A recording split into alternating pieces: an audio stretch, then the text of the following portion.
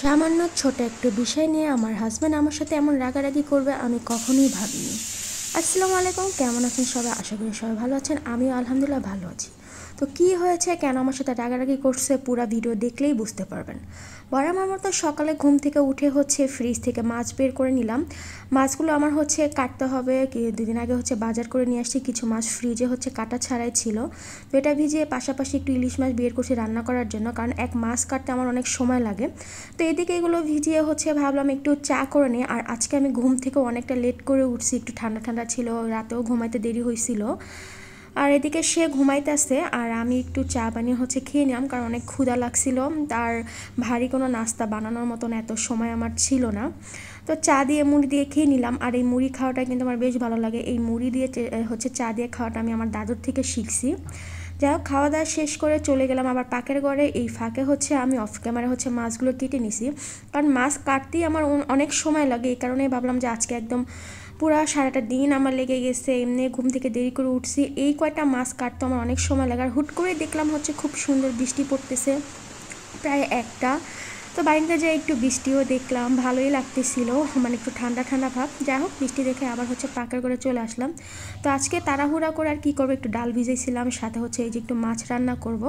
তো ফার্স্ট মাছটা আমি ভেজে নিব, কারণ আর ইলিশ মাছ সেরকম যেহেতু বেশি ধুইতে হয় না, ওদিকে মাছ কাটতে কাটতে সময় গেছে গা। আর রাগারাগিটা হয়েছে বরঞ্চ এই রান্নাবান্না নিয়ে। আসলে আমার হাজব্যান্ড টমেটোর খেতে একদমই পছন্দ করে না, আর আমি টমেটোর খেতে অনেক পছন্দ করি। আর মাছ যদি ভুনা করেন, হ্যাঁ, মাছ যদি হালকা একটু ভুনা করে সেটা বলি যদি এক দুটা টমেটো না দিই, তাহলে কিন্তু আমার কেন কেন যেন মনে হয় মাছের স্বাদই আসে না।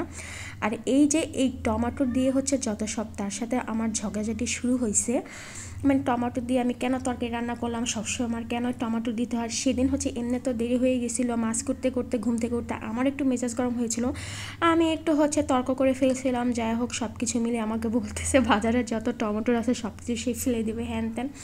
যাই হোক, তারপরে বললাম ঠিক আছে যাও, আর কোনো সময় আমি টমেটোরই দিয়ে রান্না করব না, বাসা টমেটো কিনে আনবো না। তো এই সামান্য একটা বিষয় নিয়ে হাজব্যান্ড আমার সাথে অনেক রাগারাগি করলো। যাই হোক, কিন্তু অবশেষে খেতে তো হবে। সে বলে তুমি তো রান্না করলে আমার খাইতেই হবে, কিন্তু আমি যে পছন্দ করি না এই জিনিসটা নাকি আমি মাথায় রাখি না। তো ভালো, আমার টমেটোরই খাবো না।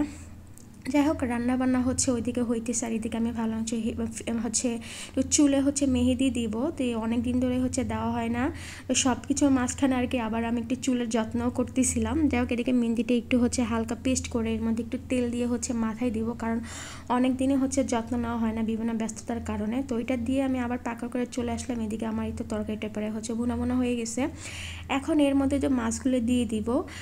মাছটা হতে হতে আমি আপনাদের আমার ঘরের অবস্থা দেখে যে কী অবস্থা হয়ে আছে। এই যে খাটে যে ম্যাট্রিক্সে এটা উঠে ফেলছি। আসলে কেনার সময় তারা এতটা মানে গ্যারান্টি দেয়, ওয়ারেন্টি দেয়, বলে যে খুব ভালো, এত দাম দিয়ে কিনছি। কেনার পরে এখন কিছুদিন ব্যবহার করার পরে দেখি এটা মাঝখান দিয়ে জানে কেমন মানে নিচা হয়ে গেছে। তো আসলে এরকম কিন্তু ঠিক নেই, এরকম অনেকেই ইদানিং ঠকতেছে। যাই হোক, এই তো রান্না হয়ে গেছে, এখন এটা নামাই ফেলবো। আর পাশে কিন্তু আমি ডালও বসাইছিলাম।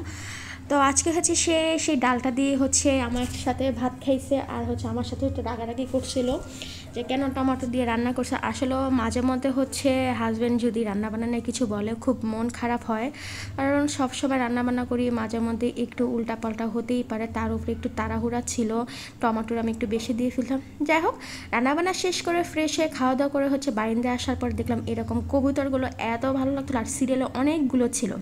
তো সবাই ভালো থাকবেন, আজকের ভিডিওটা এই পর্যন্তই। আল্লাহ হাফেজ, আর আমার জন্য দোয়া করবেন।